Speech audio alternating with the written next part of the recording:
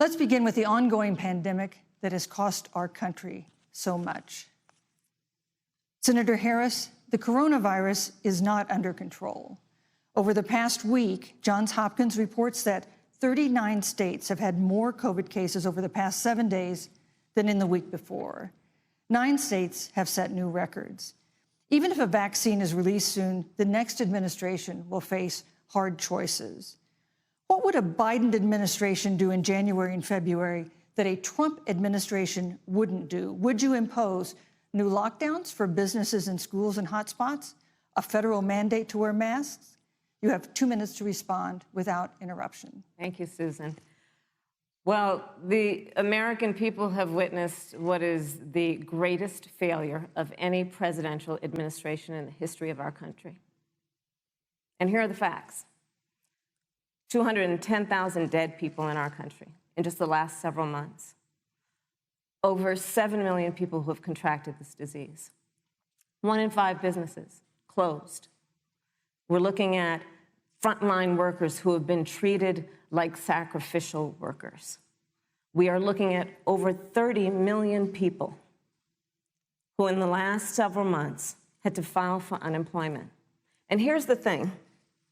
On January 28th, the vice president and the president were informed about the nature of this pandemic. They were informed that it's lethal in consequence, that it is airborne, that it will affect young people, and that it would be contracted because it is airborne.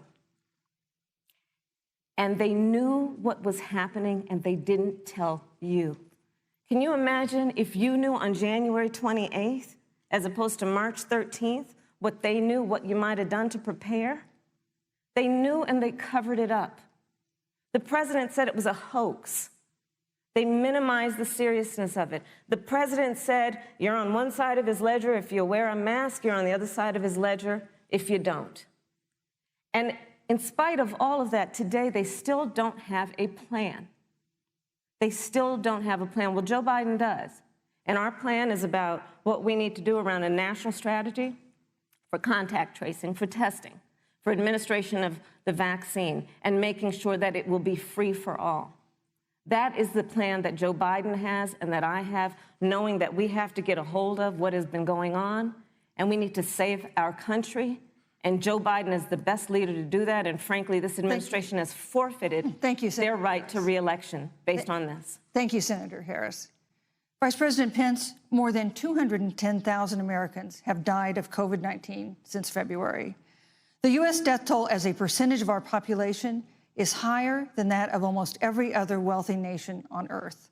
For instance, our death rate is 2.5 times that of Canada next door. You head the administration's coronavirus task force.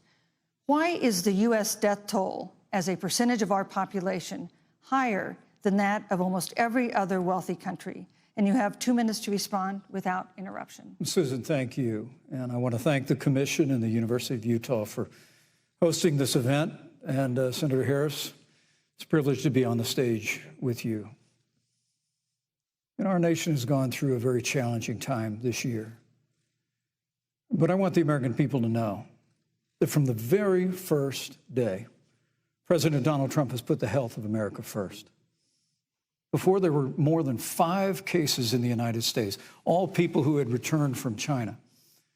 President Donald Trump did what no other American president had ever done, and that was he suspended all travel from China, the second largest economy in the world. Now, Senator Joe Biden opposed that decision. He said it was xenophobic and hysterical. But I can tell you, having led the White House Coronavirus Task Force, that that decision alone by President Trump bought us invaluable time to stand up the greatest national mobilization since World War II. And I believe it saved hundreds of thousands of American lives. Because with that time, we were able to reinvent testing. More than 115 million tests have been done to date. We were able to see to the delivery of billions of supplies so our doctors and nurses had the resources support they needed. And we began, really, before the month of February was out, to develop a vaccine and to develop medicines and therapeutics that have been saving lives all along the way. And under President Trump's leadership, Operation Warp Speed, we believe, will have literally tens of millions of doses of a vaccine before the end of this year. The reality is, when you look at the Biden plan, it reads an awful lot like what President Trump and I and our task force have been doing every step of the way. I mean, quite frankly, when I look at their plan that talks about advancing testing, creating new PPE, developing a vaccine, it looks a little bit like plagiarism, which is something Joe Biden knows a little bit about. And I think the American people know that this is a president who has put the health of America first, and the American people, I believe with my heart, can be proud of the sacrifices they have made. It's saved countless American lives. Senator Harris, would you like to respond? Absolutely. Whatever the vice president is claiming the administration has done, clearly it hasn't worked. When you're looking at over 210,000 dead bodies in our country, American lives that have been lost, families that are grieving that loss. And you know, the vice president is the head of the task force and knew on January 28th how serious this was. And then thanks to Bob Woodward, we learned that they knew about it. And then when that was exposed, the vice president said, when asked, well, why didn't y'all tell anybody? He said, because the president wanted people to remain calm. Well, let's get no, but Susan, this is important. Susan, I want to add, but Mr. Vice President, I'm speaking. I'm speaking. Yeah, you can have 15 more seconds, and then we'll give the vice president a chance to respond. So I want to ask the American people, how calm were you when you were panicked about where you're going to get your next roll of toilet paper? How calm were you when your kids were sent home from school and you didn't know when they could go back? How calm were you when your children couldn't see your parents because you were afraid they could kill them? Let's give Vice President Pence a chance to respond. Vice President Pence, you have 1 minute to respond. You know, there's not a day gone by that I haven't thought of every American family that's lost a loved one. And I want all of you to know that you'll always be in our hearts and in our prayers. But when you say what the American people have done over these last 8 months hasn't worked, that's a great disservice to the sacrifices the American people have made. The reality, if I may finish, Senator, the reality is Dr. Fauci said everything that he told the president in the Oval Office, the president told the American people. Now, President Trump, I will tell you, has boundless confidence in the American people, and he always spoke with confidence that we'd get through this together.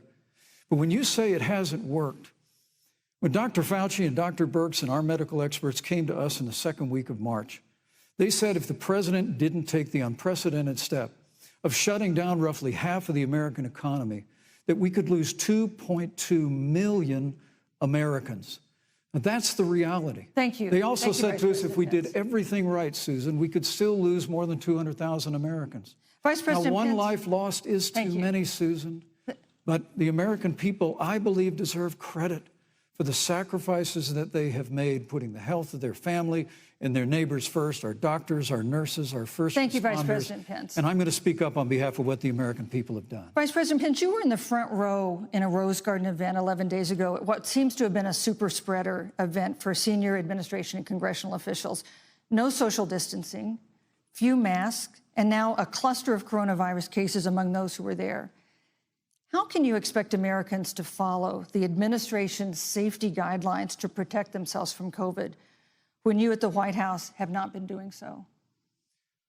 Well, the American people have demonstrated over the last 8 months that when given the facts, they're willing to put the health of their families and their neighbors and people they don't even know first. President Trump and I have great confidence in the American people and their ability to take that information and put it into practice. In the height of the epidemic, when we were losing a heartbreaking number of 2,500 Americans a day, we surged resources to New Jersey and New York and New Orleans and Detroit. We told the American people what needed to be done, and the American people made the sacrifices. When the outbreak in the Sun Belt happened this summer, again, Americans stepped forward. But the reality is the work of the President of the United States goes on. A vacancy on the Supreme Court of the United States has come upon us, and the president introduced Judge Amy Coney Barrett. Thank you, Vice President Pence. That, if I may say, that Rose Garden event, there's been a great deal of speculation about it. My wife Karen and I were there and honored to be there. Many of the people who were at that event, Susan, actually were tested for coronavirus, and it was an outdoor event, which all of our scientists regularly and routinely advise. The difference here is President Trump and I trust the American people to make choices in the best interest of their health. Joe Biden and Kamala Harris consistently talk about mandates, and not just mandates with the coronavirus, but a government takeover of health care, Thank you, the Green New President Deal, all government control. We're about freedom and respecting the freedom of the American people. Let's talk about respecting the American people. You respect the American people when you tell them the truth. You respect the American people when you have the courage Which we've to be a always leader, done. speaking of those things that you may not want people to hear, but they need to hear so they can protect themselves.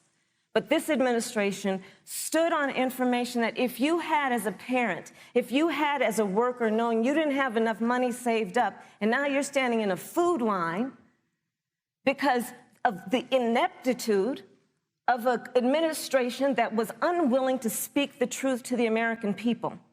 So let's talk about caring about the American people. The American people have had to sacrifice far too much because of the incompetence of this administration. It is asking too much of the people. Susan, we talked about Vice It is President asking Pence. too much of the people. That they would not be equipped with the information they need to help themselves to protect Susan, their parents President- and their I'm children. sorry. Kamala Harris, Senator Harris, I'm sorry. It's fine, I'm Kamala. No, you're Senator Harris to me. For life to get back to normal, Dr. Anthony Fauci and other experts say that most of the people who can be vaccinated need to be vaccinated. But half of Americans now say they wouldn't take a vaccine if it was released now. If the Trump administration approves a vaccine before or after the election, should Americans take it, and would you take it? If the public health professionals, if Dr. Fauci, if the doctors tell us that we should take it, I'll be the first in line to take it, absolutely. But if Donald Trump tells us that we should take it, I'm not taking it. Vice President Pence, there have been a lot of repercussions from this pandemic. In recent days, the president's diagnosis of COVID-19 has underscored the importance of the job that you hold and that you are seeking. That's our second topic tonight. It's the role of the vice president. One of you will make history on January 20th. You will be the vice president to the oldest president the United States has ever had. Donald Trump will be 74 years old on Inauguration Day. Joe Biden will be 78 years old. That already has raised concerns among some voters, concerns that have been sharpened by President Trump's hospitalization in recent days. Vice President Pence, have you had a conversation or reached an agreement with President Trump about safeguards or procedures when it comes to the issue of presidential disability? And if not, do you think you should? You have 2 minutes without interruption. Well, Susan, thank you, although I would like to go back. I think we need to move on to the issue of thank you, but I would like to go back because the reality is that we're going to have a vaccine, Senator, in record time, in unheard of time, in less than a year. We have 5 companies in phase 3 clinical trials, and we're right now producing tens of millions of doses. So the fact that you continue to undermine public confidence in a vaccine, if the vaccine emerges during the Trump administration, I think is unconscionable. And Senator, I just ask you, stop playing politics with people's lives. The reality is that we will have a vaccine, we believe, before the end of this year. And it will have the capacity to save countless American lives. And your continuous undermining of confidence in a vaccine is it's just unacceptable. And let me also say, you know, the reality is when you talk about failure in this administration, we actually do know what failure looks like in a pandemic.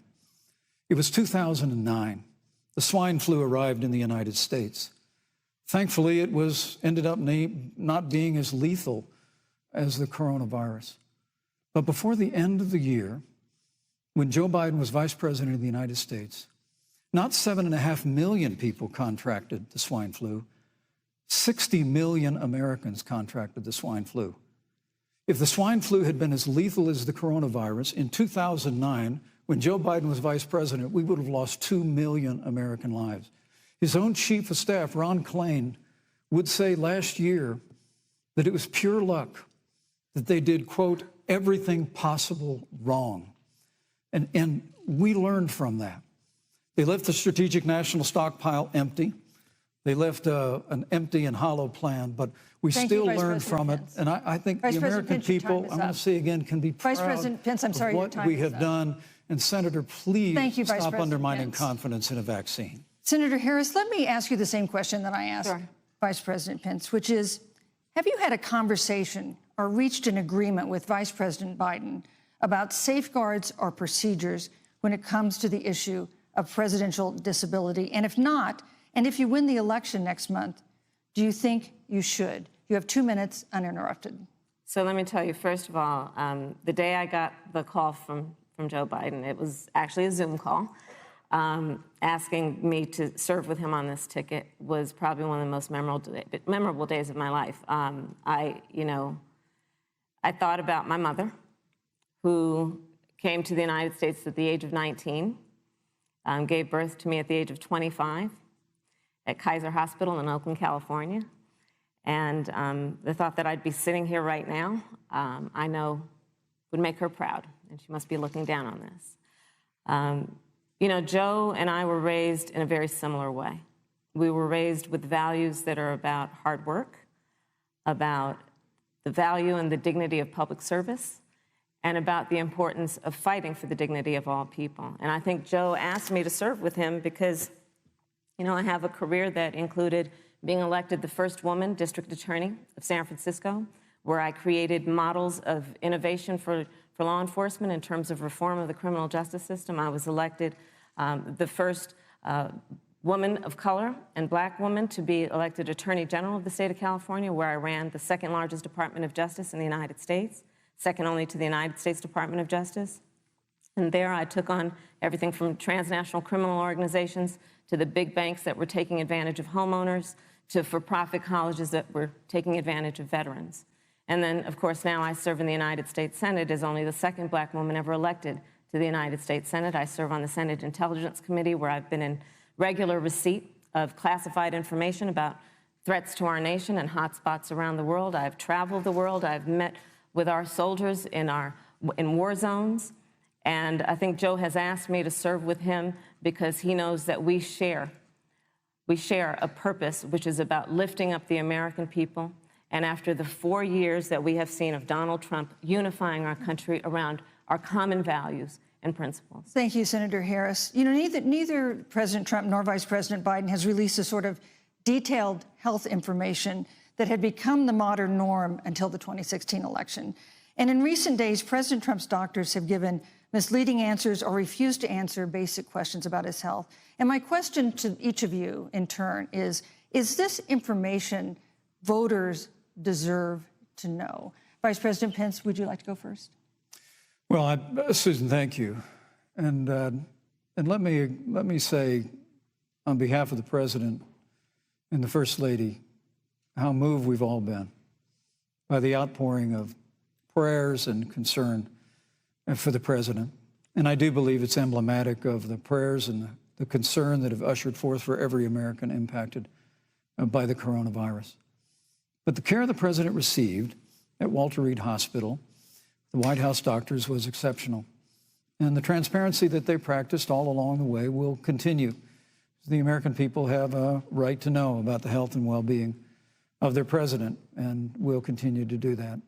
But I'm just extremely grateful and was more than a little moved by the broad and bipartisan support. And Senator, I want to thank you and Joe Biden for your expressions of genuine concern. And I also want to congratulate you, as I did on that phone call, on the historic nature of your nomination. Thank you. I never expected to be on this stage 4 years ago, so I know the feeling. But the reality is we've got an election before the American people in the midst of this challenging year. And the stakes have never been higher, but I think the choice has never been clearer. I want to give Senator Harris a chance to respond to the same question I asked, which is, do voters have a right to know more detailed health information about presidential candidates and especially about presidents, especially when they're facing some kind of challenge? Absolutely, and that's why Joe Biden has been so incredibly transparent, and certainly by contrast, the president has not, both in terms of health records, but also let's look at taxes. We now know, because of great investigative journalism, that Donald Trump paid $750 in taxes. When I first heard about it, I literally said, "You mean $750,000? And it was like, no, $750. We now know Donald Trump owes and is in debt for $400 million. And just so everyone is clear, when we say in debt, it means you owe money to somebody. And it'd be really good to know who the President of the United States, the Commander-in-Chief, owes money to, because the American people have a right to know what is influencing the President's decisions. And is he making those decisions on the best interest of the American people, of you, or self-interest? So, Susan, I'm glad you asked about transparency, because it has to be across the board. Joe has been incredibly transparent over many, many years. The one thing we all know about Joe, he puts it all out there. He is honest, he is forthright. But Donald Trump, on the other hand, has been about covering up everything. Thank you, Senator Harris. I want to give you a chance to respond, Vice President. Well, look, I respect the fact that Joe Biden spent 47 years in public life. I respect your public service as well. Thank you. But the American people have a president who's a businessman, he's a job creator, who's paid tens of millions of dollars in taxes, payroll taxes, property taxes. He's created tens of thousands of American jobs. And the president said those public reports are not accurate. And the president's also released literally stacks of financial disclosures the American people can review just as the law allows. But the distinction here is that Joe Biden, 47 years in public service, compared to President Donald Trump, who brought all of that experience 4 years ago. Thank you, Vice and President. Turned this economy around by cutting taxes, rolling back regulation, Thank you, unleashing Vice American President energy, Pence. fighting for free and fair trade, and all of that's Thank you, on the Vice line President if Pence. Joe Biden and Kamala Harris. You know, that's a good the White segue into our third great topic, segue. which is about the economy. This has been another aspect of life for Americans that's been so affected by this coronavirus. We have a jobs crisis brewing. On Friday, we learned that the unemployment rate had declined to 7.9% in September, but the job growth had stalled, and that was before the latest round of layoffs and furloughs in the airline industry at Disney and elsewhere. Hundreds of thousands of discouraged workers have stopped looking for work. Nearly 11 million jobs that existed at the beginning of the year haven't been replaced. Those hardest hit include Latinos, Blacks, and women. Senator Harris, the Biden-Harris campaign has proposed new programs to boost the economy, and you would pay for that new spending by raising $4 trillion in taxes on wealthy individuals and corporations. Some economists warn that could curb entrepreneurial ventures that fuel growth and create jobs. Would raising taxes put the recovery at risk? And you have 2 minutes to answer uninterrupted. Thank you. On the issue of the economy, I think there couldn't be a more fundamental difference between Donald Trump and Joe Biden. Joe Biden believes you measure the health and the strength of America's economy based on the health and the strength of the American worker and the American family. On the other hand, you have Donald Trump, who measures the strength of the economy based on how rich people are doing, which is why he passed a tax bill benefiting the top 1% and the biggest corporations of America, leading to a $2 trillion deficit that the American people are going to have to pay for. On day one, Joe Biden will repeal that tax bill. He'll get rid of it. And what he'll do with the money is invest it in the American people. And through a plan that is about investing in infrastructure, something that Donald Trump said he would do. I remember hearing about some infrastructure week. I don't think it ever happened. But Joe Biden will do that. He'll invest in infrastructure. It's about upgrading our roads and bridges, but also investing in clean energy and renewable energy. Joe is going to invest that money in what we need to do around innovation.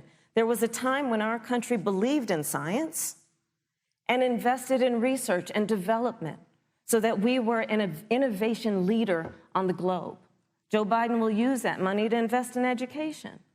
So, for example, for folks who want to go to a 2-year community college, it will be free. If you come from a family that makes less than $125,000, you'll go to a public university for free. And across the board, we'll make sure that if you have student loan debt, it's cut by $10,000.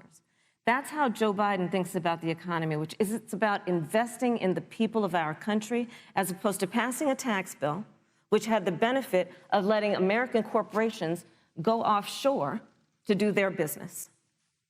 Thank you, You're Senator welcome. Harris. Vice President Pence, your administration has been predicting a rapid and robust recovery, but the latest economic report suggests that's not happening. Should Americans be braced for an economic comeback that is going to take not months, but a year or more? You have 2 minutes to answer, uninterrupted. When President Trump and I took office, America had gone through the slowest economic recovery since the Great Depression. It's when Joe Biden was vice president, they tried to tax and spend and regulate and bail our way back to a growing economy. President Trump cut taxes across the board. Despite what Senator Harris says, the average American family of four had $2,000 in savings in taxes. And with the rise in wages that occurred, most predominantly for blue-collar, hardworking Americans, the average household income for a family of four increased by $4,000 following President Trump's tax cuts. But America, you just heard Senator Harris tell you, on day one, Joe Biden's going to raise your taxes. It's really remarkable to think, Susan. I mean, right after a time where we're going through a pandemic that lost 22 million jobs at the height, we've already added back 11.6 million jobs because we had a president who cut taxes, rolled back regulation, unleashed American energy, fought for free and fair trade, and secured $4 trillion from the Congress of the United States to give direct payments to families, saved 50 million jobs through the Paycheck Protection Program. We literally have spared no expense to help the American people and the American worker through this. Joe Biden and Kamala Harris want to raise taxes. They want to bury our economy under a $2 trillion Green New Deal, which you were one of the original co-sponsors of in the United States Senate. They want to abolish fossil fuels and ban fracking, which would cost hundreds of thousands of American jobs all across the heartland. And Joe Biden wants to go back to the economic surrender to China, that when we took office, half of our international trade deficit was with China alone. And Joe Biden wants to repeal all of the tariffs that President Trump put into effect to fight for American jobs and American workers. Joe Biden says democracy's on the ballot. Make no mistake about it, Susan.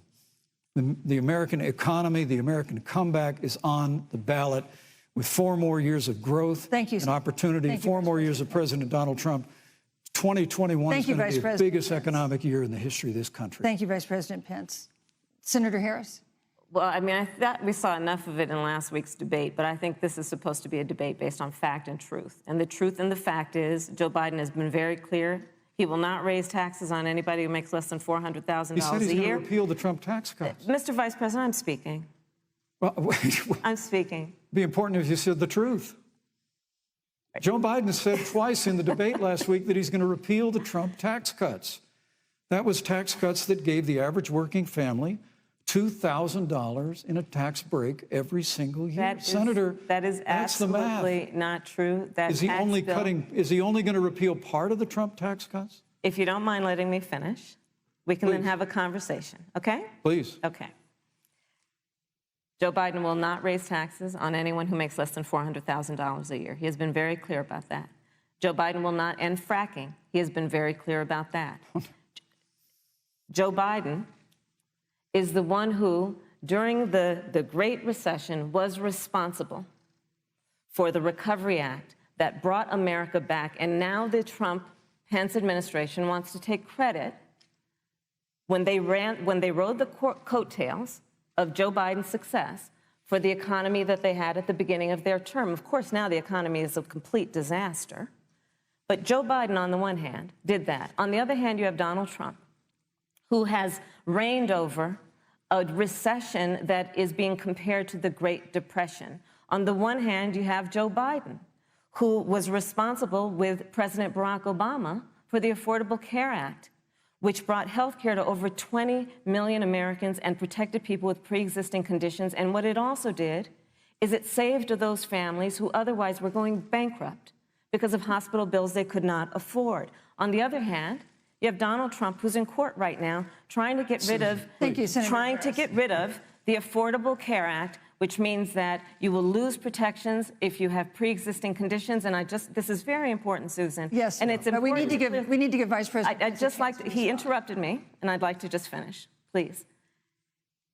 If you have a pre-existing condition, heart disease, diabetes, breast cancer, they're coming for you. If you love someone who has a pre-existing condition, they're coming for you. If you are under the age of 26 on your parents' coverage, they're coming for you. Senator Harris, thank you. You're welcome. Let me give you a chance to respond. Well, I hope we have a chance to talk about health care, because Obamacare was a disaster. The American people remember it well. And President Trump and I have a plan to improve health care and to protect pre-existing conditions for every American. But look, Senator Harris, you're entitled to your own opinion, but you're not entitled to your own facts. You yourself said on multiple occasions when you were running for president that you would ban fracking. Joe Biden looked at a supporter in the eye and pointed and said, I guarantee that we will abolish fossil fuels. They have a $2 trillion version of the Green New Deal, Susan, that your newspaper, USA Today, said really wasn't that very different from the original Green New Deal.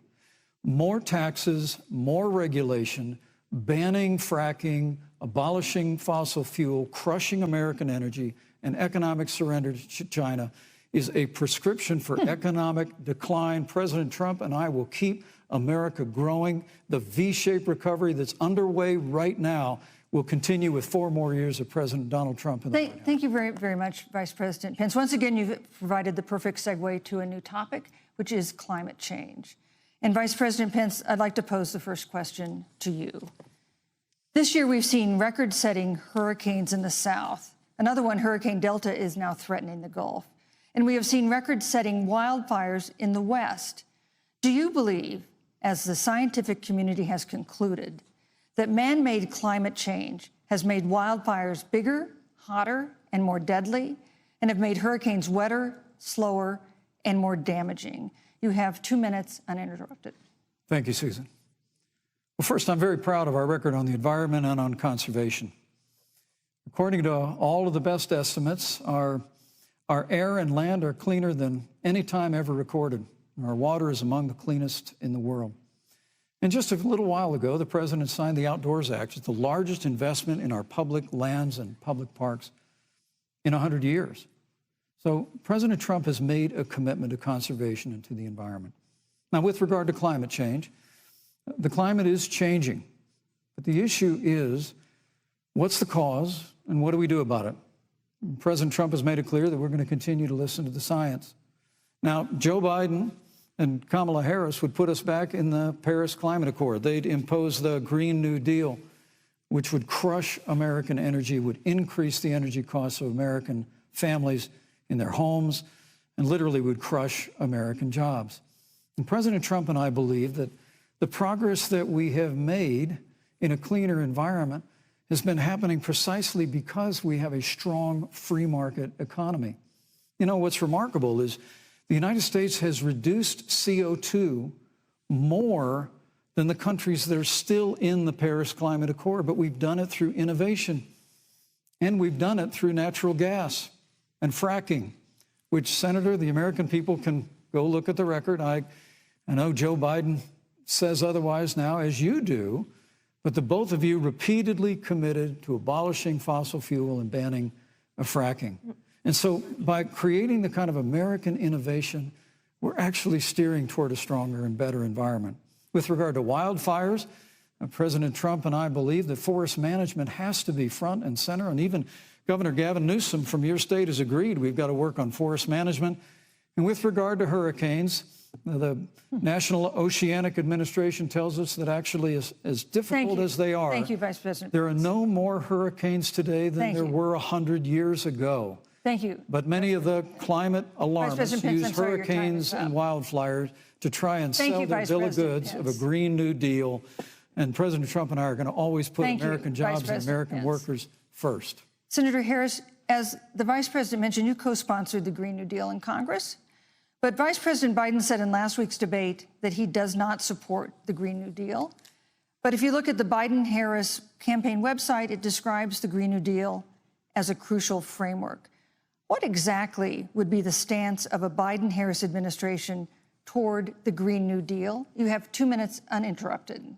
Sure. So first of all, I will repeat, and the American people know, that Joe Biden will not ban fracking. That is a fact. That is a fact.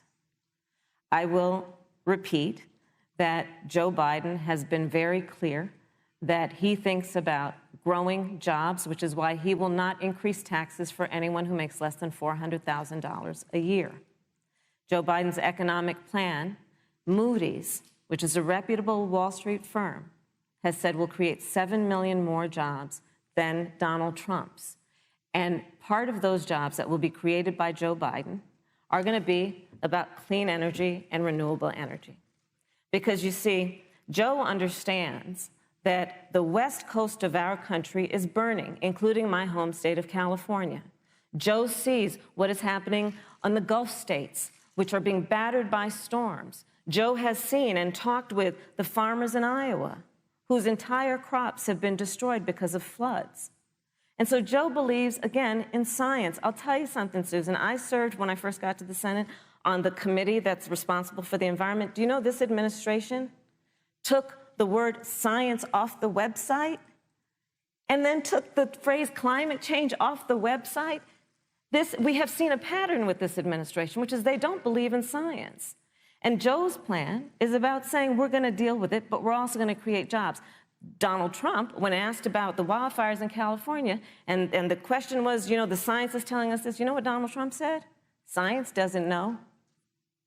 So let's talk about who is prepared to lead our country over the course of the next 4 years on what is an existential threat to us as human beings. Joe is about saying we're going to invest that in renewable energy. It's going to be about the creation of millions of jobs. We will achieve net zero emissions by 2050, carbon neutral by 2035. Joe has a plan. This has been a lot of talk from the Trump administration, and really it has been to go backward instead of forward. We will also re-enter the climate agreement with pride.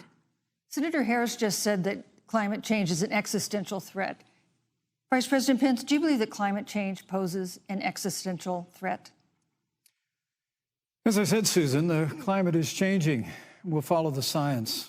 But once again, Senator Harris is denying the fact that they're going to raise taxes on every American. Joe Biden said twice in the debate last week that on day one he was going to repeal the Trump tax cuts. Those tax cuts delivered $2,000 in tax relief to the average family of four across America. And with regard to banning fracking, I just recommend that people look at the record. You yourself said repeatedly that you would ban fracking. You were the first Senate co-sponsor of the Green New Deal. And while Joe Biden denied the Green New Deal, Susan, thank you for pointing out, the Green New Deal is on their campaign website. And as USA Today said, it's essentially the same plan as you co-sponsored with AOC when she submitted it in the Senate. And you just heard the senator say that she's going to resubmit America to the Paris Climate Accord.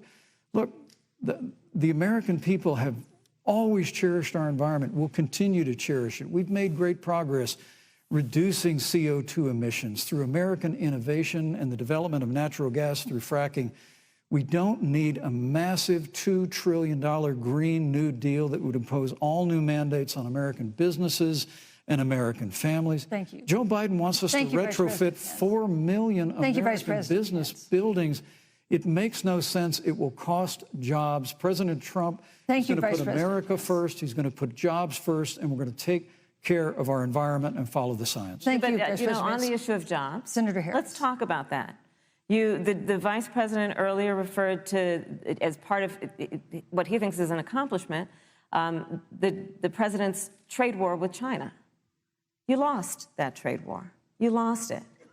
What ended up happening is because of a so-called trade war with China, America lost 300,000 manufacturing jobs. Farmers have experienced bankruptcy because of it. We are in a manufacturing recession because of it. And when we look at where this administration has been, there are estimates that by the end of the term of this administration, they will have lost more jobs than almost any other presidential administration. And the American people know what I'm talking about. You know. I think about 20-year-olds. You know, we have a 20-year-old, a 20-something-year-old, who are coming out of high school and college right now, and you're wondering, is there going to be a job there for me? We're looking at people who are trying to figure out how they're going to pay rent by the end of the month. Almost half of American renters are worried about whether they're going to be able to pay rent by the end of the month. This is where the economy is in America right now, and it is because of the catastrophe and the failure of leadership of this administration. Thank you, Senator Harris. Vice President Pence, let me give you just 15 seconds to respond, because then I want to move on to Well, I'd love to respond. Look, lost the trade war with China. Joe Biden never fought it. Joe Biden has been a cheerleader for communist China over the last several decades. And again, Senator Harris, you're entitled to your opinion. You're not entitled to your own facts. When Joe Biden was vice president, we lost 200,000 manufacturing jobs, and President Obama said they were never coming back. He said we needed a magic wand to bring them back. In our first 3 years after we cut taxes, rolled back regulation, unleashed American energy, this administration saw 500,000 manufacturing jobs created. And that's exactly the kind of growth we're going to continue to see as we bring our nation through this pandemic. But a Green New Deal, your massive new mandates, your Paris Climate Accord, it's going to kill jobs this time, just like it killed jobs. I just need to respond very briefly. 15 seconds, and then we'll move on. Thank you. Joe Biden is responsible for saving America's auto industry, and you voted against it. So let's set the record straight. Thank you. Yeah. I'd like to talk about China. We have, as our next topic, we have no more complicated or consequential foreign relationship than the one with China. It is a huge market for American agricultural goods. It's a potential partner in dealing with climate change in North Korea. And in a video tonight, President Trump again blamed it for the coronavirus, saying China will pay. Vice President Pence, how would you describe our fundamental relationship with China? Competitors, adversaries, enemies? You have 2 minutes. Thank you, Susan. Well, before I leave that, let me speak to voting records if I can. You know, everybody knows that NAFTA cost literally thousands of American factories to close. We saw automotive jobs go south of the border. President Trump fought to renegotiate NAFTA. And the United States-Mexico-Canada agreement is now the law of the land. American people deserve to know Senator Kamala Harris was one of only 10 members of the Senate to vote against the USMCA. It was a huge win for American auto workers. It was a huge win for American farmers, especially dairy in the upper Midwest. But Senator, you said it didn't go far enough on climate change, that you put your radical environmental agenda ahead of American auto workers and ahead of American jobs. I think the American people deserve to know that. It's probably why Newsweek magazine said that Kamala Harris was the most liberal member of the United States Senate in 2019, more liberal than Bernie Sanders, more liberal than any of the others in the United States Senate. So now with regard to China, look, Susan, first and foremost, China is to blame for the coronavirus. And President Trump is not happy about it. He's made that very clear, made it clear again today. China and the World Health Organization did not play straight with the American people. They did not let our personnel into China to get information on the coronavirus until the middle of February. Fortunately, President Trump, in dealing with China from the outset of this administration, standing up to China that had been taking advantage of America for decades in the wake of Joe Biden's cheerleading for China, President Trump made that decision before the end of January to suspend all travel from China. And again, the American people deserve to know Joe Biden opposed President Trump's decision to suspend all travel from China. He said it was hysterical. He said it was xenophobic. Vice President Pence. But President Trump has stood up to China. We're going to continue to stand strong. Thank you, Vice President Pence. We want to improve the relationship, but we're going to level the playing field, and we're going to hold China accountable for what they did to America with the coronavirus. Thank you. Senator Harris, let me ask you the same question that I asked the Vice President. How would you describe our fundamental relationship with China? Are we competitors, adversaries, enemies? You'll have 2 minutes uninterrupted. Susan, the Trump administration's perspective and approach to China has resulted in the loss of American lives, American jobs, and America's standing. There's a weird obsession that President Trump has had with getting rid of whatever accomplishment was achieved by President Obama and Vice President Biden. For example, they created within the White House an office that basically was responsible for monitoring pandemics. They got rid of it. Not true. There was a team of disease experts that President Obama and Vice President Biden dispatched to China to monitor what is now predictable and what might happen. They pulled them out. We now are looking at 210,000 Americans who have lost their lives. Let's look at the job situation. We mentioned before the trade deal, the trade war, they wanted to call it, with China.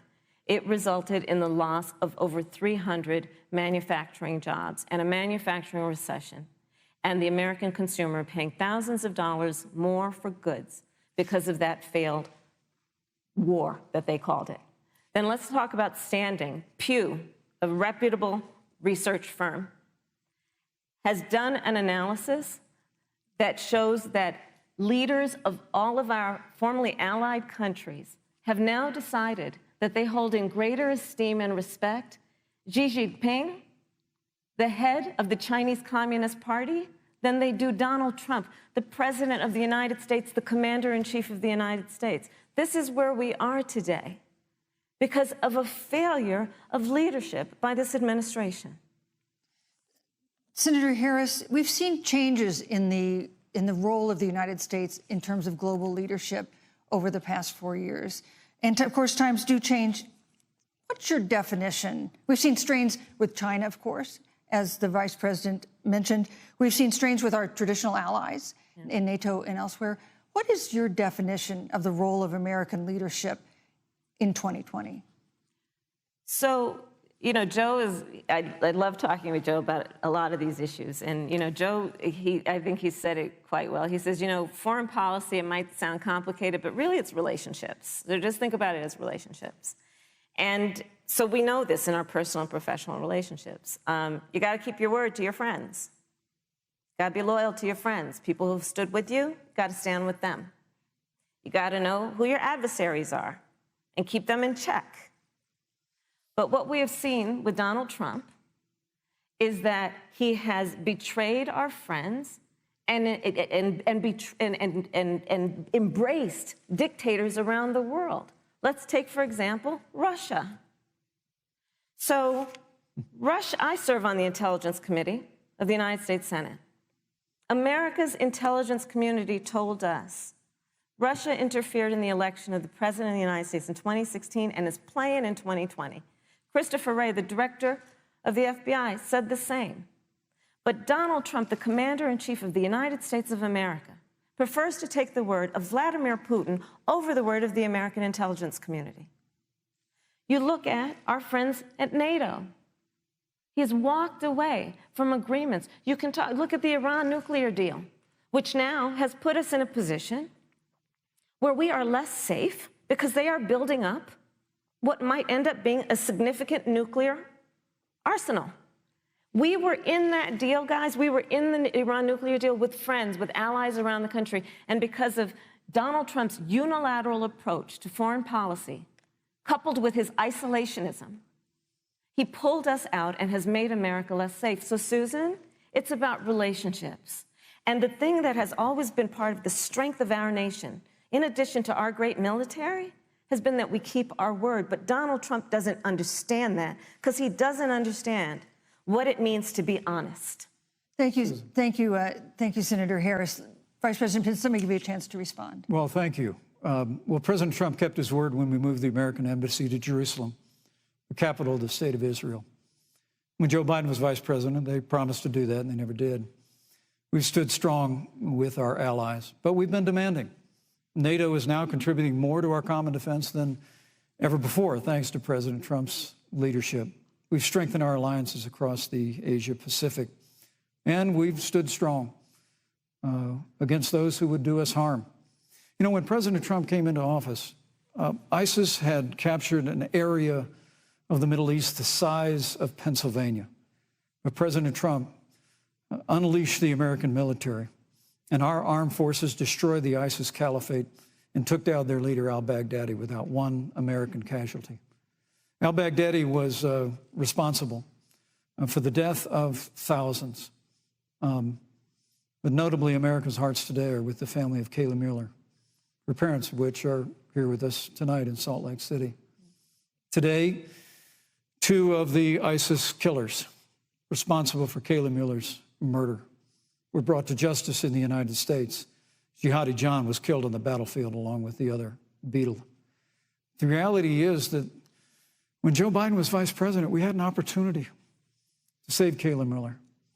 It breaks my heart to reflect on it, but the military came into the Oval Office, presented a plan. They said they knew where Kayla was.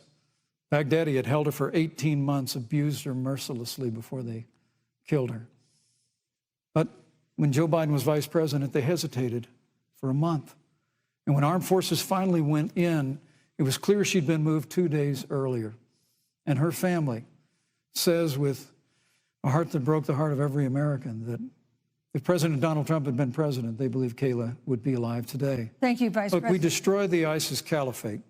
And you talk about re-entering the Iran nuclear deal. I mean, the last administration transferred $1.8 billion to the leading state sponsor Thank you, Vice of President terrorism. Pence. President Donald Trump got us out of the deal. Thank you, Vice President Pence. And when Qasem Soleimani was traveling to Baghdad Thank you, to do Vice President harm Pence. to Americans, President Donald Trump took Thank you, him Vice out. President Pence. And America is safer, our allies are safer, and the American people know President Donald Trump will never Thank you, Vice President take Pence. action. I would like to give Senator Harris a chance to respond, but not at such great length because, of course, there are other topics we want to talk about. But I would like equal time. Yes. Thank you. Please go ahead.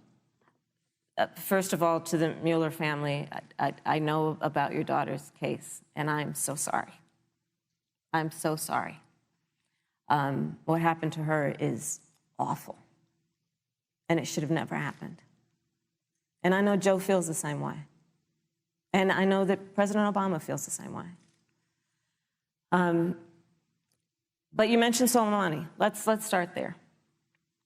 So after the strike on Soleimani, there was a counter strike on our troops in Iraq. And they suffered serious brain injuries. And do you know what Donald Trump dismissed them as? Headaches. And this is about a pattern of Donald Trump's, where he has referred to our men who are serving in our military as suckers and losers. Donald Trump, who went to Arlington Cemetery and stood above the graves of our fallen heroes and said, what's in it for them? Because, of course, you know, he only thinks about what's in it for him. Let's take what he said about John McCain, a great American hero. And Donald Trump says he doesn't deserve to be called a hero because he was a prisoner of war. And this is very important when you want to talk about who is the current commander-in-chief and what they care about and what they don't care about. Public reporting that Russia had bounties on the heads of American soldiers. And you know what a bounty is? It's somebody puts a price on your head and they will pay it if you are killed. And Donald Trump had talked at least 6 times to Vladimir Putin and never brought up the subject. Joe Biden would never do that. Thank you. Joe Biden would, but Joe Biden would hold Russia to account for any threat to our nation's security or to our troops who are sacrificing their lives for the sake of our democracy and our safety. Thank you, Senator Harris. This is such an important issue, but we have other important issues as well. And Susan, I want to make sure we have a chance I really have to talk respond to about that. Look, she has 15 seconds because well, I got to have trying more to than keep, that. Look, well, I'm sorry, but Vice President, look, but you've had more time than she's had so far. The slanders against President Donald Trump regarding men and women of our armed forces are absurd. I'm sorry, Vice My President son is Pence. a captain in the United Yes. States Marine Corps. My son-in-law is deployed in the United States Navy. I can assure all of you, with sons and daughters serving in our military, President Donald Trump not only respects but reveres all of those who serve in our armed forces, and any suggestion otherwise is ridiculous. Thank you, Vice President Pence. the American people deserve, Susan, the American people deserve to know. Vice President Pence, I did not, excuse me, Susan, the I did American not people create deserve the to know rules for tonight. Joe Biden. Your campaigns agreed to the rules for tonight's debate with the Commission on Presidential Debates. I'm here to enforce them, which involves moving from one topic to another, giving roughly equal time to both of you, which is what I'm trying very hard to do. Go right ahead. So I want to go ahead and move to the next topic, which is an important one, as the last topic was, and that is the Supreme Court.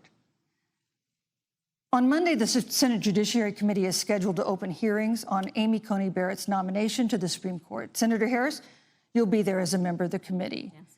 Her confirmation would cement the court's conservative majority and make it likely open to more abortion restrictions, even to overturning the landmark Roe v. Wade ruling.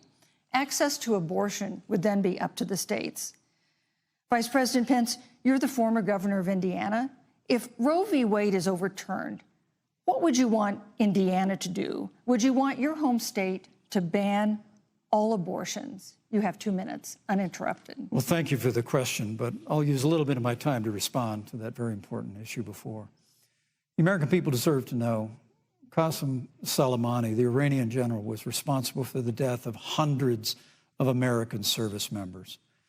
When the opportunity came, we saw him headed to Baghdad to kill more Americans. President Trump didn't hesitate, and Qasem Soleimani is gone. But you deserve to know that Joe Biden and Kamala Harris actually criticized the decision to take out Qasem Soleimani. It's really inexplicable, but with regard to Joe Biden, it's explainable, because history records that Joe Biden actually opposed the raid against Osama bin Laden. It's absolutely essential that we have a commander-in-chief who will not hesitate to act to protect American lives and to protect American service members, and that's what you have in President Donald Trump. Now, with regard to the Supreme Court of the United States, let me say President Trump and I could not be more enthusiastic about the opportunity to see Judge Amy Coney Barrett become Justice Amy Coney Barrett. Now, she's a brilliant woman, and she will bring a lifetime of experience and a sizable American family to the Supreme Court of the United States. And our hope is, in the hearing next week, unlike Justice Kavanaugh received with treatment from you and others, we hope she gets a fair hearing. And we particularly hope that we don't see the kind of attacks on her Christian faith that we saw before. I mean, the Democrat chairman of the Judiciary Committee before, when Judge Barrett was being confirmed for the Court of Appeals, expressed concern that the dogma of her faith lived loudly in her.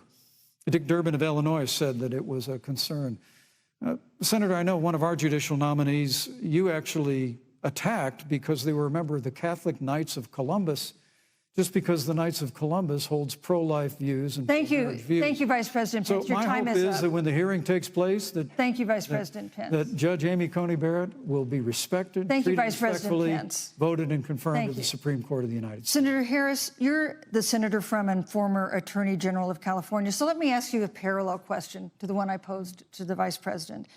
If Roe v. Wade is overturned, what would you want California to do? Would you want your home state to enact no restrictions on access to abortion? And you have 2 minutes uninterrupted. Thank you, Susan. First of all, Joe Biden and I are both people of faith, and it's insulting to suggest that we would knock anyone for their faith. And in fact, Joe, if elected, will be only the second practicing Catholic as president of the United States. On the issue of this nomination, Joe and I are very clear, as are the majority of the American people. We are 27 days before the decision about who will be the next president of the United States.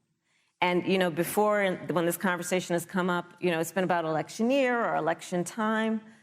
We're literally in an election. Over 4 million people have voted. People are in the process of voting right now. And so Joe has been very clear, as the American people are. Let the American people fill that seat in the White House, and then we'll fill that seat on the United States Supreme Court. And to your point, Susan, the issues before us couldn't be more serious. There's the issue of choice, and I will always fight for a woman's right to make a decision about her own body. It should be her decision and not that of Donald Trump and the Vice President, Michael Pence. But let's also look at what else is before the court. It's the Affordable Care Act. Like, literally in the midst of a public health pandemic, when over 210,000 people have died and 7 million people probably have what will be in the future considered a pre-existing condition because you contracted the virus. Donald Trump is in court right now trying to get rid of the Affordable Care Act. And I said it before, and it bears repeating. This means that there will be no more protections if they win for people with pre-existing conditions. No. This means that over 20 million people will lose your coverage. It means that if you're under the age of 26, you can't stay on your parents' coverage anymore. And here's the thing. The contrast couldn't be more clear. They're trying to get rid of the Affordable Care Act. Joe Biden is saying, let's expand coverage. Let's give you a choice of a public option or private coverage. Let's bring down premiums. Thank you, Senator Let's Harris. Lower Medicare eligibility to 60. Thank you, Senator That's true Harris. leadership. You know, you mentioned earlier, Vice President Pence, that the president was committed to maintaining protections for people with pre-existing conditions. But you do have this court case that you are supporting, your administration supporting, that would strike down the Affordable Care Act. The president says, President Trump says that he's going to protect people with pre-existing conditions, but he has not explained how he would do that. And that was one of the toughest nuts to crack when they were passing the Affordable Care Act. So tell us specifically, how would your administration protect Americans with pre-existing conditions to have access to affordable insurance if the Affordable Care Act is struck down? Well, thank you, Susan. But let me just say, addressing your very first question, I couldn't be more proud to serve as vice president to a president who stands without apology for the sanctity of human life. I'm pro-life. I don't apologize for it. And this is another one of those cases where there's such a dramatic contrast. Joe Biden and Kamala Harris support taxpayer funding of abortion all the way up to the moment of birth. Late-term abortion. They want to increase funding to Planned Parenthood of America. Now, for our part, I would never presume how Judge Amy Coney Barrett would rule on the Supreme Court of the United States, but we'll continue to stand strong for the right to life. When you speak about the Supreme Court, though, I think the American people really deserve an answer, Senator Harris. Are you and Joe Biden going to pack the court if Judge Amy Coney Barrett is confirmed? I mean, there have been 29 vacancies on the Supreme Court during presidential election years, from George Washington to Barack Obama. Presidents have nominated in all 29 cases. But your party is actually openly advocating adding seats to the Supreme Court, which has had 9 seats for 150 years, if you don't get your way. This is a classic case of if you can't win by the rules, you're going to change the rules. Now, you've refused to answer the question. Joe Biden has refused to answer the question. So I think the American people would really like to know, if Judge Amy Coney Barrett is confirmed to the Supreme Court of the United States, are you and Joe Biden, if somehow you win this election, going to pack the Supreme Court to get your way?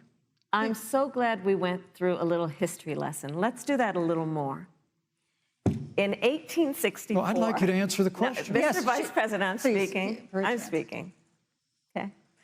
In 1864, one of the, I think, political heroes, certainly of the president, I assume of you also, Mr. Vice President, is Abraham Lincoln. Mm-hmm.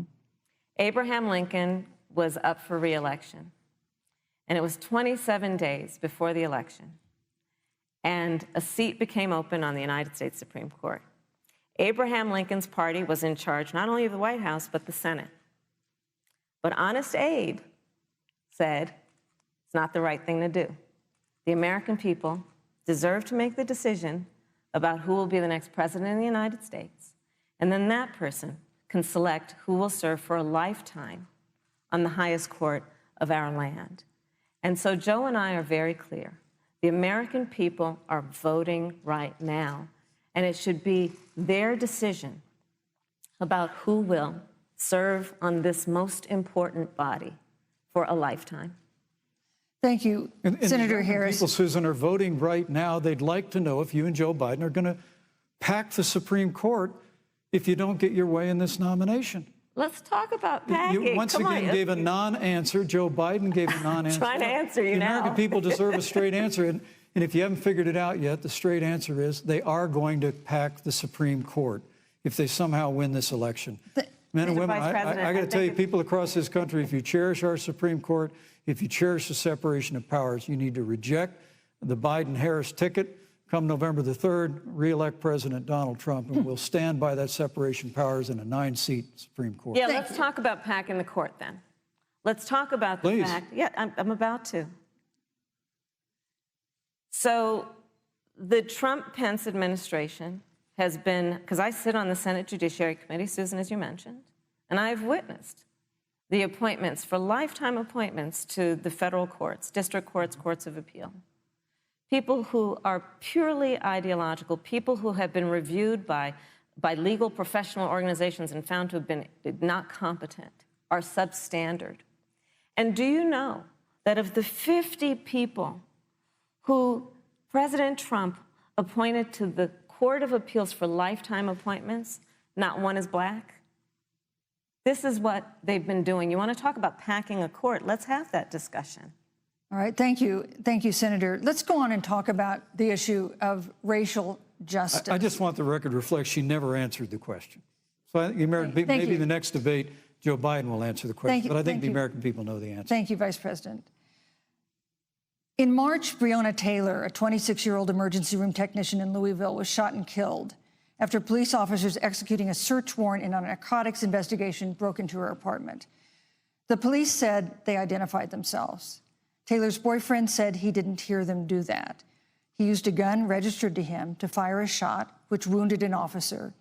The officers then fired more than 20 rounds into the apartment. They say they were acting in self-defense. None of them have been indicted in connection with her death. Senator Harris, in the case of Breonna Taylor, was justice done? You have 2 minutes. I don't believe so. And I've talked with Breonna's mother, Tamika Palmer, and her family deserves justice. She was a beautiful young woman. She had as her life goal to become a nurse, and she wanted to become an EMT to first learn what's going on out on the street so she could then become a nurse and save lives. And her life was taken unjustifiably and tragically and violently. And it brings me to, the 8 minutes and 46 seconds that America witnessed, during which an American man was tortured and killed under the knee of an armed, uniformed police officer. And people around our country of every race, of every age, of every gender, perfect strangers to each other, marched shoulder to shoulder, arm in arm, fighting for us to finally achieve that ideal of equal justice under law. And I was a part of those peaceful protests. And I believe strongly that, first of all, we are never going to condone violence, but we always must fight for the values that we hold dear, including the fight to achieve our ideals. And that's why Joe Biden and I have said on this subject, look, and I'm a former career prosecutor. I know what I'm talking about. Bad cops are bad for good cops. We need reform of our policing in America and our criminal justice system, which is why Joe and I will immediately ban chokeholds and carotid holds. George Floyd would be alive today if we did that. We will require a national registry for police officers who break the law. We will, on the issue of criminal justice reform, get rid of private prisons and cash bail, and we will decriminalize marijuana, and we will expunge the records of those who have been convicted of marijuana. This is a time for leadership on a tragic, tragic issue of unarmed black people in America who have been killed. Senator Harris. Vice President Pence, let me pose the same question to you. In the case of Breonna Taylor, was justice done? You have 2 minutes, uninterrupted. Well, our heart breaks for the loss of any innocent American life. and the family of Breonna Taylor has our sympathies. But I trust our justice system, a grand jury that refused the evidence. And it really is remarkable that as a former prosecutor, you would assume that an impaneled grand jury looking at all the evidence got it wrong. But you're entitled to your opinion, Senator.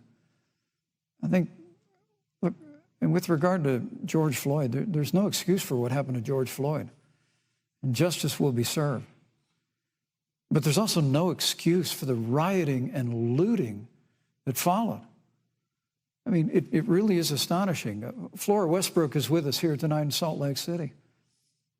Just a few weeks ago, I stood at what used to be her salon. Was burned to the ground by rioters and looters. And Flora is still trying to put her life back together. And I must tell you, this presumption that you hear consistently from Joe Biden and Kamala Harris, that America is systemically racist, and that, as Joe Biden said, that he believes that law enforcement has an implicit bias against minorities, is a great insult to the men and women who serve in law enforcement. And I want everyone to know who puts on the uniform of law enforcement every day that President Trump and I stand with you. And it is remarkable that when Senator Tim Scott tried to pass a police reform bill, brought together a group of Republicans and Democrats, Senator Harris, you got up and walked out of the room. And then you filibustered Senator Tim Scott's bill on the Senate floor that would have provided new accountability, new resources. Look, we don't have to choose between supporting law enforcement, improving public safety, and supporting our African-American neighbors and all of our minorities. Under President Trump's leadership, we'll always stand with law enforcement, and we'll do what we've done from day one, and that is improve the lives of African-Americans. Thank you, Vice President. Record unemployment, record investments in education, and we'll fight for school choice for all of our minorities. Thank you, Vice President. I'd like to respond. Senator Harris. I will not sit here and be lectured by the Vice President on what it means to enforce the laws of our country. I am the only one on this stage who has personally prosecuted everything from child sexual assault to homicide. I'm the only one on this stage who has prosecuted the big banks for taking advantage of America's homeowners. I'm the only one on this stage who prosecuted for-profit colleges for taking advantage of our veterans. And the reality of this is that we are talking about an election in 27 days, where last week the President of the United States took a debate stage in front of 70 million Americans and refused to condemn white supremacists. Not true. And not true. It wasn't like he didn't have a chance. He didn't do it, and then he doubled down. And then he said, when pressed, stand back, stand by.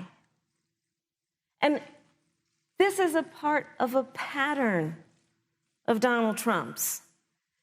He called Mexicans rapists and criminals. He instituted as his first act a Muslim ban. On the issue of Charlottesville, where people were peacefully protesting the need for racial justice, where a young woman was killed. And on the other side, there were neo-Nazis carrying tiki torches, shouting racial epithets, anti-Semitic slurs. And Donald Trump, when asked about it, said there were fine people on both sides. This is who we have as the President of the United States. And America, you deserve better. Joe Biden will be a president who brings our country together. Senator Harris. And recognizes the beauty in our diversity and the fact that we all have so much more in common than what separates us. Vice President Pence, let me give you a minute to respond. Thank you, Susan. I appreciate that very much. You know, I think this is one of the things that makes people dislike the media so much in this country, Susan, is that you selectively edit, just like Senator Harris did, comments that President Trump and I and others on our side of the aisle make.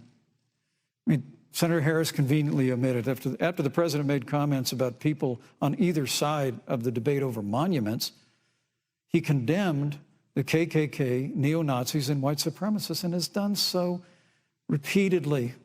You're concerned that he doesn't condemn neo-Nazis. President Trump has Jewish grandchildren. His daughter and son-in-law are Jewish. This is a president who respects and cherishes all of the American people. But you talk about having personally prosecuted. I'm glad you brought up your record, Senator. Thank you. But I really need to make this point. When you were DA in San Francisco, when you left office, African Americans were 19 times more likely to be prosecuted for minor drug offenses than whites and Hispanics. When you were Attorney General of California, you increased the disproportionate incarceration of blacks in California. You did nothing on criminal justice reform in California. You didn't lift a finger to pass the First Step Act on Capitol Hill. I mean, the reality is your record speaks for itself. President Trump and I have fought for criminal justice reform. Thank you, Vice President Pence. We fought for Pence. Educational choice and opportunities for African Americans, all of our Thank you, sir. And we'll do it for 4 more Thank you. years. You know, there is no more important issue than the final issue that we're going to talk about tonight, and that is the issue of the election itself. He attacked my record. I would like an opportunity to respond. Let me give you 30 seconds because we're running out of time. I appreciate that. First of all, having served as the Attorney General of the state of California, the work that I did is a model of what our nation needs to do, and we will be able to do under a Joe Biden presidency. Our agenda includes what this administration has failed to do. It will be about not only instituting a ban on chokeholds and carotid holes. Thank you. Not only. Thank you, Senator. I would like to go through. These are points that you made earlier in the hour, and I want to talk about the election itself before we have to. But I want to talk about the connection between what Joe and I will do and my record, which includes I was the first statewide officer to institute a requirement that my agents would wear body cameras and keep them on full time. We were the first to initiate a requirement that there would be a training for law enforcement on implicit bias because, yes, Joe Biden and I recognize that implicit bias does exist, Mr. Vice President, contrary to what you may believe. We did the work of instituting reforms that were about investing in reentry. This is the work that we have done and the work we will do going forward. And again, I will not be lectured by the Vice President on our record of what we have done in terms of law enforcement and keeping our communities safe and a commitment to reforming the criminal justice system of America. Thank you, Senator Harris. And I'd like to pose I'd like you to respond first to the question on our final topic, the election itself. President Trump has several times refused to commit himself to a peaceful transfer of power after the election. If your ticket wins and President Trump refuses to accept a peaceful transfer of power, what steps would you and Vice President Biden then take? What would happen next? You have 2 minutes. So I'll tell you, Joe and I are, I think, particularly proud of the coalition that we've built around our campaign. We probably have one of the broadest coalitions of folks that you've ever seen in a presidential race. Of course, we have the support of Democrats, but also independents and Republicans. In fact, 7 members of President George W. Bush's cabinet are supporting our ticket. We have the support of Colin Powell, Cindy McCain, John Kasich, over 500 generals, retired generals, and former national security experts and advisors are supporting our campaign. And I believe they are doing that because they know that Joe Biden has a deep, deep-seated commitment to fight for our democracy and to fight for the integrity of our democracy and to bring integrity back to the White House. And so we believe in the American people. We believe in our democracy. And here's what I'd like to say to everybody. Vote. Please vote. Vote early. Come up with a plan to vote. Go to iwillvote.com. You can also go to joebiden.com. We have it within our power in these next 27 days to make the decision about what will be the course of our country for the next 4 years. And it is within our power, and if we use our vote and we use our voice, we will win. And we will not let anyone subvert our democracy with what Donald Trump has been doing, as he did on the debate stage last week, when again in front of 70 million people, he openly attempted to suppress the vote. Joe Biden, on the other hand, on that same debate stage, because clearly Donald Trump doesn't think he can run on a record because it's a failed record, Joe Biden on that stage said, hey, Just please vote. So I'll repeat what Joe said. Please vote. Thank you, Senator. Vice President Pence, President Trump has several times refused to commit himself to a peaceful transfer of power after the election. If Vice President Biden is declared the winner and President Trump refuses to accept a peaceful transfer of power, what would be your role and responsibility as Vice President? What would you personally do? You have 2 minutes. Well, Susan, first and foremost, I think we're going to win this election. Because while Joe Biden and Kamala Harris rattle off a long litany of the establishment in Washington, D.C., an establishment that Joe Biden's been a part of for 47 years, President Donald Trump has launched a movement of everyday Americans from every walk of life.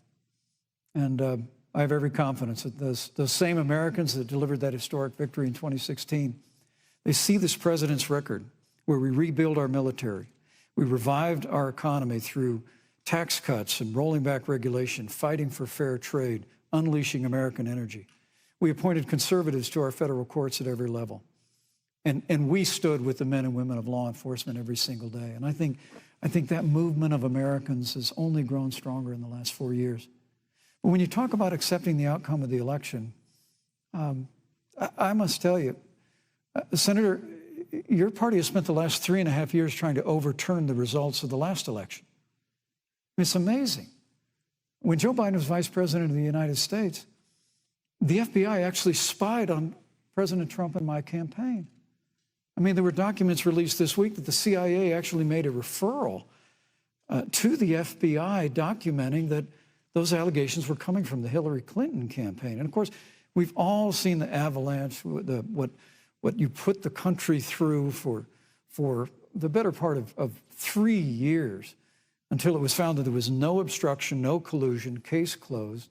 And then, Senator Harris, you and your colleagues in the Congress tried to impeach the President of the United States over a phone call. And now Hillary Clinton has actually said to Joe Biden that in her words, under no circumstances should he concede the election. So let me just say, I think we're going to win this election. President Trump and I are fighting every day in courthouses to prevent Joe Biden and Kamala Harris from changing the rules and creating this universal mail-in voting that will create a massive opportunity for voter fraud. And we have a free and fair election. We know we're going to have confidence in it.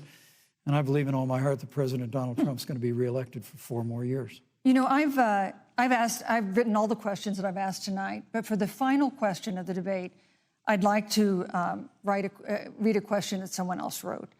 The Utah Debate Commission asked students in the state to write essays about what they would like to ask you. And I want to close tonight's debate with the question posed by Brecklin Brown. She's an 8th grader at Springville Junior High in Springville, Utah. And here's what she wrote, quote, "When I watch the news, all I see is arguing between Democrats and Republicans. When I watch the news, all I see is citizen fighting against citizen. When I watch the news, all I see are 2 candidates from opposing parties trying to tear each other down. If our leaders can't get along, how are the citizens supposed to get along?" And then she added, "Your examples could make all the difference to bring us together," end quote. So to each of you in turn, I'd like you to take 1 minute and respond to Brecklin. Vice President Pence, you have 1 minute. Brecklin, it's a wonderful question. And let me just commend you for taking an interest in public life. I started following the news when I was very young. And in America, we believe in a free and open exchange of debate. And we celebrate that. And it's how we've created literally the freest and most prosperous nation in the history of the world. But I would tell you that don't assume that what you're seeing on your local news networks is synonymous with the American people. You know, I look at the relationship between Justice Ruth Bader Ginsburg, the late justice who we just lost from the Supreme Court, and the late Justice Antonin Scalia. They were on polar opposites on the Supreme Court of the United States, one very liberal, one very conservative. But what's been learned since her passing was the 2 of them and their families were the very closest of friends. I mean, here in America, we can disagree. We can debate vigorously, as Senator Harris and I have on this stage tonight. But when the debate is over, we come together as Americans. And that's what people do in big cities and small towns all across this country. So I just want to encourage you, Brecklin. I want to tell you that we're going to work every day to have government as good as our people. And the American people each and every day love a good debate. We love a good argument, but we always come together and are always there for one another. Thank you, in Vice times of President. need. And we've especially learned that Thank you, through Mr. the Vice President. difficulties of this year. Senator Harris, what would you say to Brecklin? First of all, I love hearing from our young leaders. And when I hear her words, when I hear your words, Brecklin, I know our future is bright because it is that perspective on who we are and who we should be that is a sign of leadership and is something we should all aspire to be. And that, that brings me to Joe. Joe Biden, one of the reasons that Joe decided to run for president is after Charlottesville, which we talked about earlier. It so troubled him and upset him like it did all of us, that there was that kind of hate and division. What propelled Joe to run for president was to see that over the course of the last 4 years, what Brecklin described has been happening. Joe has a long-standing reputation of working across the aisle and working in a bipartisan way. And that's what he's going to do as president. Joe Biden has a history of lifting people up and fighting for their dignity. You have to know Joe's story to know that Joe has known pain, he has known suffering, and he has known love. And so, Brecklin, when you think about the future, I do believe the future is bright. And it will be because of your leadership, and it will be because we fight for each person's voice through their vote, and we get engaged in this election because you have the ability through your work and through eventually your vote Thank you, to Senator determine Harris. the future of our country and what its leadership looks like. Thank you, Senator Harris. Thank you, Vice President Pence. Thank you so much for being with us tonight.